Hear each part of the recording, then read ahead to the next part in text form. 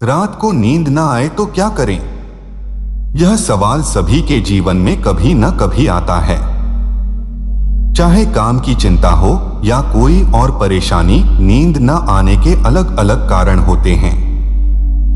तो जानते हैं कि रात को नींद न आए तो क्या करना चाहिए। जीवन के किसी न किसी पड़ाव पर बहुत से लोग अनिद्रा का अनुभव करते हैं।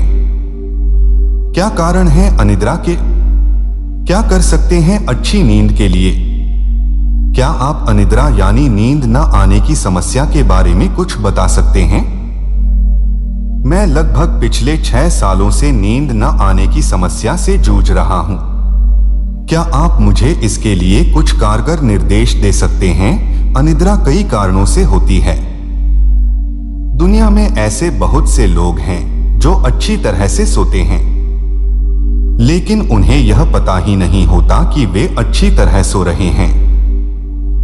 कुछ ऐसे भी लोग हैं जो इसलिए ठीक से सो नहीं पाते क्योंकि उनके शरीर को एक खास मात्रा में आराम की जरूरत होती है, जबकि उन्हें लगता है कि उन्हें और ज्यादा आराम की जरूरत है, इसलिए वे और सोना चाहते हैं।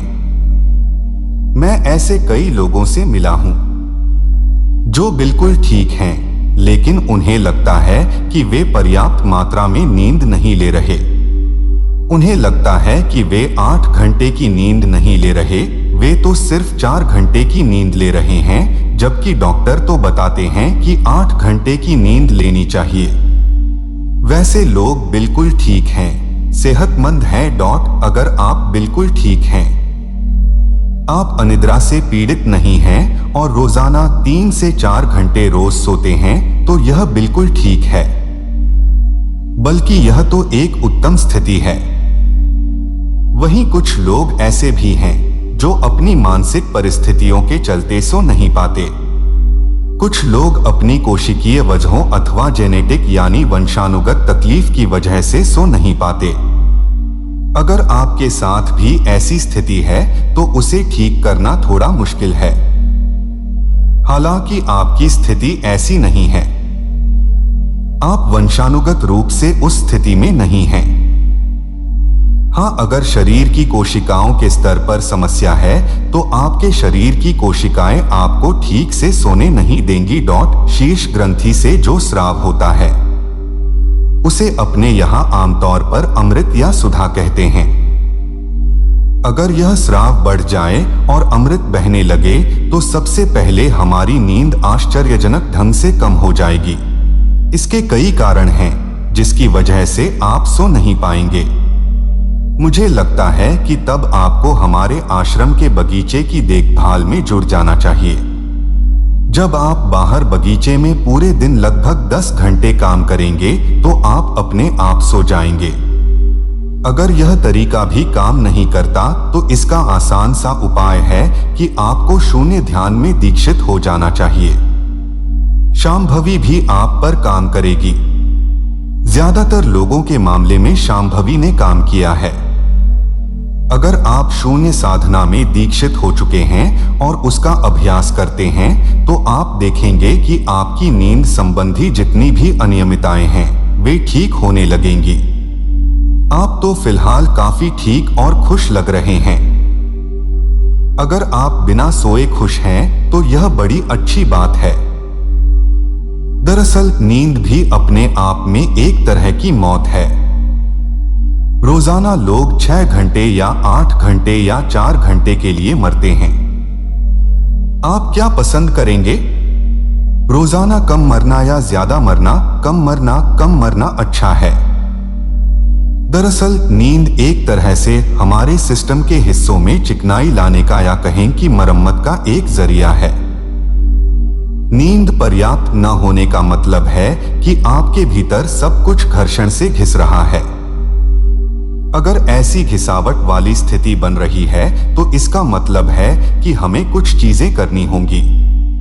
पहली बात तो यह कि आश्रम में चंद्रकुंड है जिसमें आप रोजाना 15 से 20 मिनट रह सकते हैं। आप देखेंगे कि शरीर का तापमान अपने आप नीचे आ जाएगा। यह जल अपने आप में एक अच्छी चिकनाई का जरिया है आप पाएंगे कि इसमें स्नान करने से आपके शरीर और मन के घर्षण वाली स्थिति में काफी सुधार हुआ है। अगर यह चीज चली गई तो फिर आप कितना सोते हैं यह कोई मुद्दा ही नहीं रह जाएगा। नींद की जरूरतें अलग अलग होती हैं। यह सोच पूरी तरह से गलत है कि हर इंसान को एक बराबर सोना जरूरी है। अलग अलग लोगों को अलग अलग स्तर की नींद की जरूरत होती है। योग का एक आयाम या एक मकसद यह भी होता है कि नींद को कैसे घटाया जाए, क्योंकि नींद का मायने जिंदगी से पलायन भी है। कुछ लोग कहते हैं कि मैं नींद का आनंद लेता हूं। कोई भी व्यक्ति नींद का आनंद नहीं ले सकता। आप उस आराम का आनंद लेते हैं जो नींद आपको देती है। नींद का आनंद लेने का कोई तरीका ही नहीं है, क्योंकि अगर आप वाकई सो रहे हैं तो नींद में आप और यह दुनिया दोनों ही गायब होते हैं।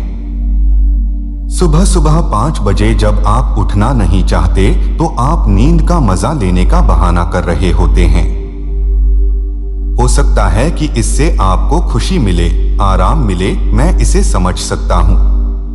लेकिन आप जब वाकई सो रहे थे तो दरअसल आप वहां थे ही नहीं। तो हम नींद का आनंद नहीं ले सकते, हम बस उस नींद से मिले नतीजों का आनंद ले सकते हैं।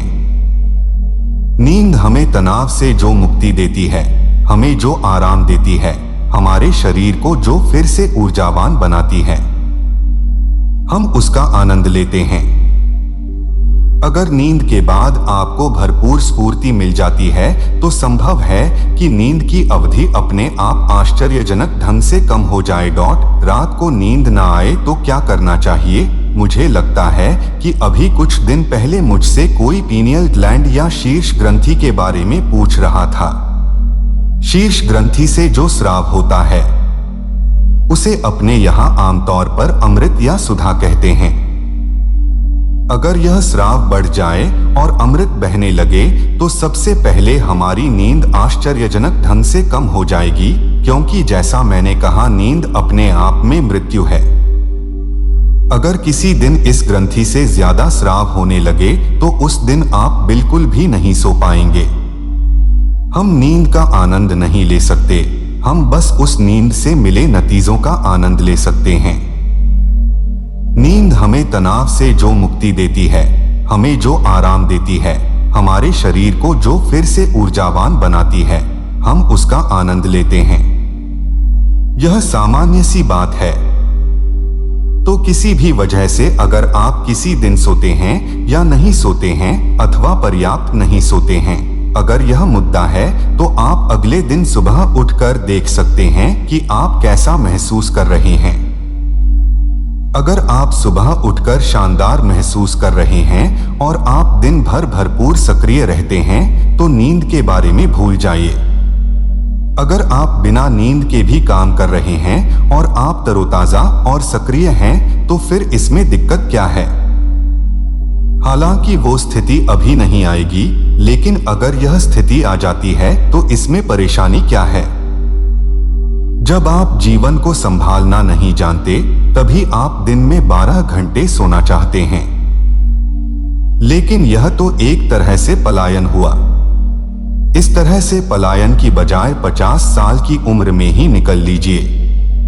12 घंटे तक सोकर 100 साल जीने के बजाय 50 साल जिंदा रहिए और निकल लीजिए। मेरे कहने का मतलब है कि यह अवधि उसी के बराबर हुई। सोकर तो आप एक तरह से अनजाने में खुदकुशी करने की कोशिश कर रहे हैं।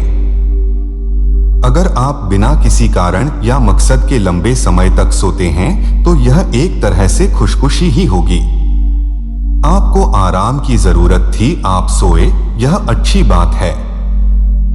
शरीर को आराम की जरूरत होती है। तो आपकी नींद की समस्या के लिए आश्रम के बगीचे की जिम्मेदारी या फिर शून्य साधना में से कोई एक चीज समाधान हो सकता है।